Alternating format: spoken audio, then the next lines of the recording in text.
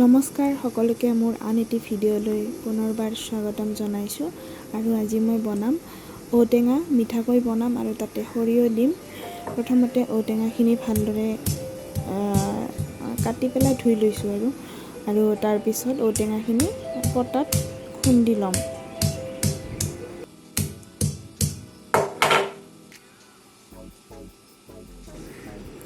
খুন্দা হোৱাৰ পিছত সেইখিনি ভালদৰে সিজাই ল'ম আৰু সৰিয়হ দিম যিহেতু সৰিয়হখিনি মই পানীত অলপ সময় তিয়াই থৈছোঁ। সেইখিনি এনেকৈ পানীত তিয়াই থৈছোঁ। তাৰপিছত সেইখিনি বটি ল'ম।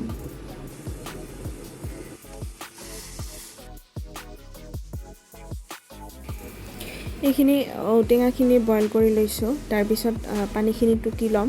এয়া সৰিয়হ বটা আৰু 2টা শুকান জলকীয়া।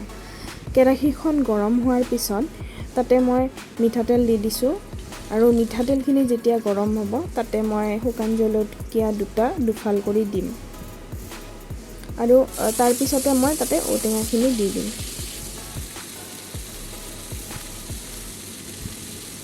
এইটো ঔটেঙাখিনি দি দিলোঁ তাতে।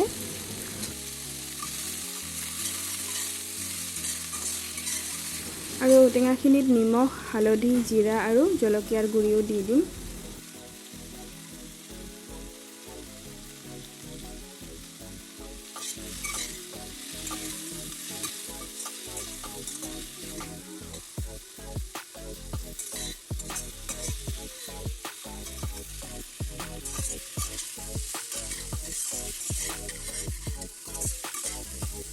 অলপ সময় ভাজি লৈছোঁ। তাৰপিছত তাতে পানী দি দিম আৰু পানী দিয়াৰ পিছত ঢাকনিখন দি দিম।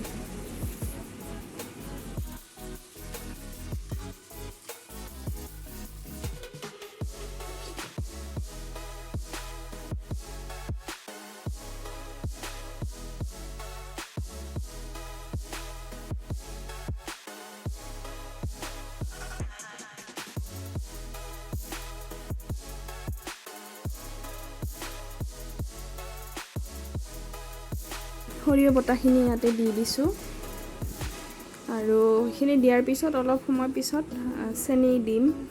যোনে যিমান মিঠা খাব বিচাৰে তেনেকৈ চেনিখিনি দিব পাৰে আৰু।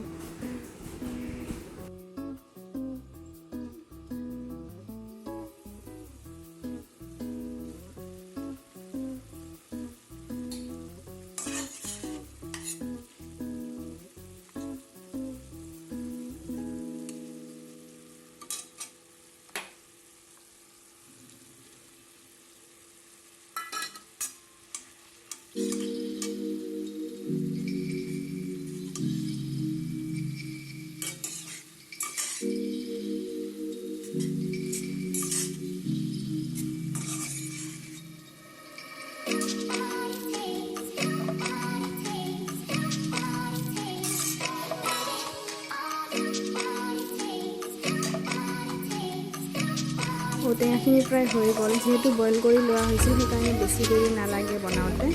আৰু ভিডিঅ'টো শেষলৈকে চোৱাৰ বাবে সকলোকে ধন্যবাদ জনাইছোঁ।